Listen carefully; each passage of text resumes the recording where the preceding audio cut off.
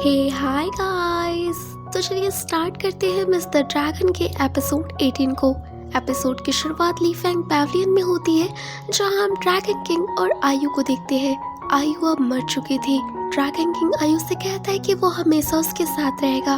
तब आयु उससे पूछती है कि वो तो ली से प्यार करता है ना, तो वो उसका साथ क्यों देगा। तब ड्रैगन किंग ये खुलासा कर देता है कि ली असल में कोई और नहीं वही है जो कि उसके पिछले जन्म का नाम है। यहाँ पर एक आदमी आयु को पीने के लिए लीथल की चाय देता है, जिसे पीने के बाद वो बीती सारी बातों को भूल जाएगी। ये बात जान आयु उसे पीने से मना कर देती है।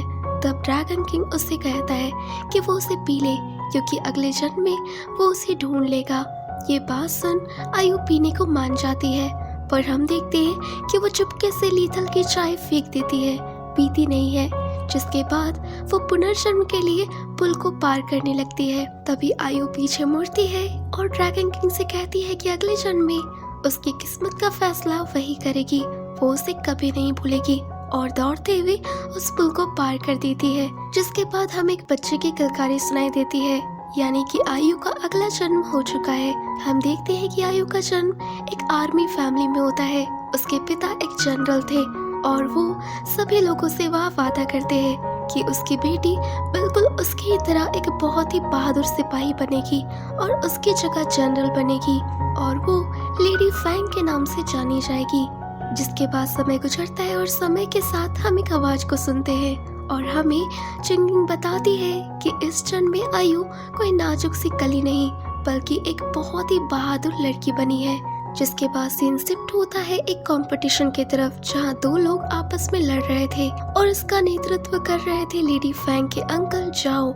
यहाँ इनकी लड़ाई के बीच अंकल जाओ को चोट लगने वाली थी, पर तभी लेडी फैंग आ जाती है और वो अपने अंकल को बचा लेती है। यहाँ पर फैंग यानी कि आयु अपने सभी लोगों के बीच हौसले का उदाहरण रखती है।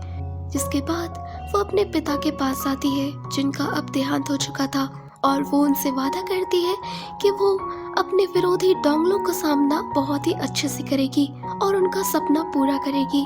तभी हम फैंग के पीछे अदृश्य रूप में ड्रैगन किंग को देखते हैं, जो कि कहता है कि अब उसका जो भी सपना है उसमें वो उसका साथ जरूर देगा। जिसके बाद फैंग अपने अंकल जाओ के साथ अपने लोगों के बीच थी, जहाँ वो उनके साथ बैठकर खाना खा रही थी। ये बात अंकल जाओ को अच्छी नहीं लगती, क्योंकि वो लड़कों के बीच थी। वो कहते हैं कि उसे थोड़ी सी दूरी बनाए रखनी चाहिए, पर फैंग इस बात को नहीं मानती। जिसके बाद वो देखती है कि कुछ सिपाही एक किताब को पढ़ रहे थे, जो कि यहाँ पढ़ना बिल्कुल मना था। तो फैंग उस किताब को अपने पास रख लेती है, पर वो इससे खुद ही आकर्षित हो जाती है और उसे पढ़ने लग जाती है। ये एक रोमांटिक बुक थी। तभी वहाँ जिंकिंग आती है, जो कि फैंग के हाथों पर क्रीम लगाती है, पर फैंग इससे मना कर रही थी। जिसके बाद जिंकिंग वहाँ से चली जाती है और अपने मटियोरस कार को डिजाइन करने लग जाती है, पर उसे वो हो ही नहीं रहा था। तो वो गुस्से में अपने माथे को मारती है। तभी हम देखते हैं कि जियानकन को माथे में दर्द महसूस होता है।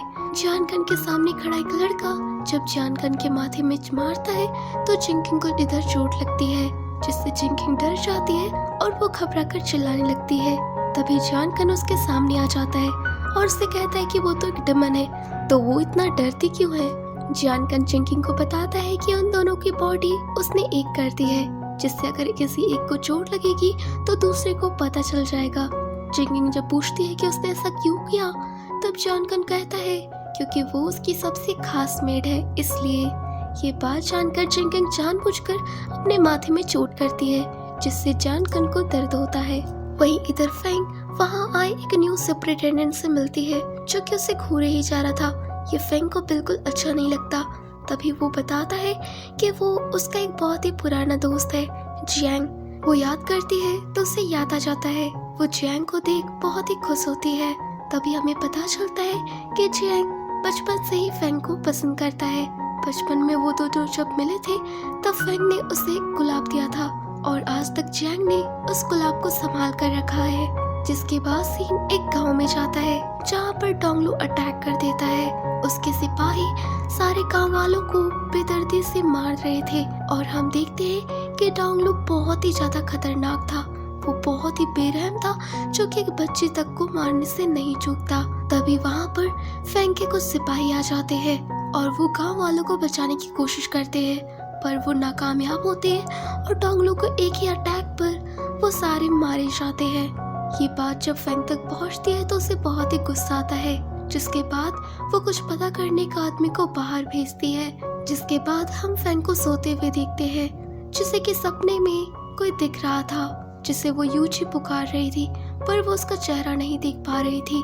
बहुत सारे सिपाहियों के बीच उसे कोई खड़ा हुआ दिखता है, तो वो सारे सिपाहियों को हटाते हुए वहां तक पहुंच जाती है और यहीं पर ये एपिसोड खत्म होता है। तो गाइस, अगर आपको ये एपिसोड पसंद आया हो तो वीडियो को लाइक कर दीजिए और चैनल को सब्सक्राइब कर लीजिएगा, क्योंकि अगला एपिसोड बहुत ही इंटरेस्टिंग है।